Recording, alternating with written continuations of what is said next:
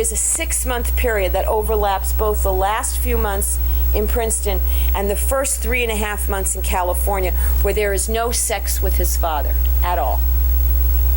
Now that's very surprising, and if you're coming here and you're making up a story about how awful your life is and that you're being molested, why would there be this 6-month hiatus? And I don't really have an explanation for it, but again, it's a piece of circumstantial evidence about something else, and so here's what my theory is. This is the period, well, first of all, he's gone a fair amount, and that's clear. Well, it's clear to me. I hope it's clear in the record. But secondly, this is the time when Mrs. Menendez has caught him in the affair.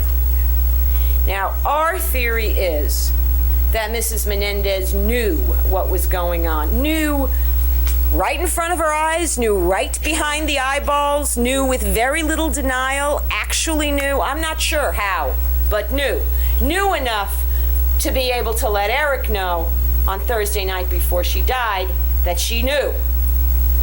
And, you know, I find it hard to believe that with this going on in your own home for 12 years, and you're not even a working mother, you don't even have the excuse of not being there, that you would have no idea. And I have a list of things, apart from what Eric says, which is that she told him she knew. I have a list of things I'll get to soon that I think demonstrate that, yes, indeed, she knew what was going on all these years. But why no sex at this time of great crisis in the family? Remember, she's very depressed, she's very upset, she's crying all the time, she's threatening suicide, all because of Louise Maloney.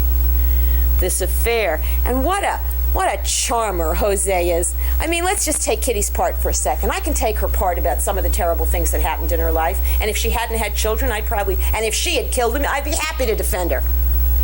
But let's just take a look at this for a minute. Not only does he cheat on her for 8 years, but he picks a woman who has her mother's last name and her middle name to cheat with. Mary Louise Menendez. And her mother's name was Maloney. So he picks a Louise Maloney. And what I find truly amazing in Brian Anderson's representation of himself as so intimate and so close to his sister is that she won't even tell her brother, I have an infidelity problem. And can you imagine the SOB picked a woman named Louise, my middle name, Maloney, Mama's name.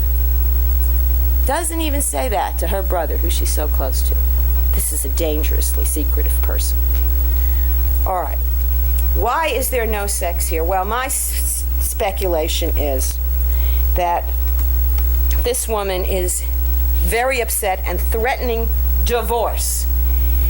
And most allegations of child abuse that come out from adults come out during divorces. This is the bargaining chip of all bargaining chips, particularly in community property states like California. And I submit to you that the sex didn't stop for no reason, that the fact that the sex stopped around this issue of whether this couple were going to divorce. I believe that for the last years of her life, Kitty Menendez had all the power in the world in that family. She had the power of the secret. Because what's never been understood to me is, I can understand her with her negative feelings about divorce and her desire for status and the fact that she's madly in love with this guy and she wants her comfortable life and not wanting to get a divorce. I can understand her. I can't understand him. He doesn't love her.